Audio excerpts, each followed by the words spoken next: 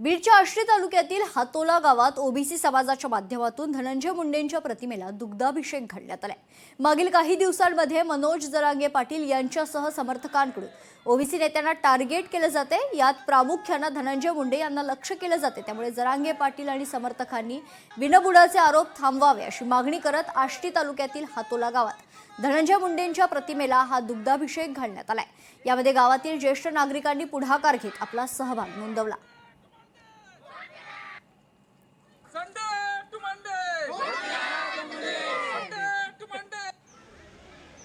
जे मुंडे साहेबावर खोटे आरोप जरांगे पाटलांनी केले आणि हे सगळे आरोप खोटे असून ते पुन्हा टार्गेट म्हणजे राजकारणाच्या याच्यावर टार्गेट करतात। बाकीचा उद्देश नाही। धनंजय मुंडे कोणा जे एरीच्या काठावर बसले त्याला टाकलायला कोणी मोकळं नसतं। ते त्यांना राजकारण करायचे, त्यांना पुढं जायचं, ते भविष्यात मोठा नेता होणार आहे आणि तुम्ही टार्गेट केल्याने काय तो काही बारीक नेता होऊ शकत नाही। उलटी त्याला जास्त प्रोत्साहन मिळतं तुमच्या टार्गेटमुळं। आणि धनंजय मुंडेला वारंवार जर तुम्ही टार्गेट करीत असताल तर पूर्ण ओबीसी समाज त्यांच्या पाठोमागे जास्त बहुसंख्येने उभा राहतोय।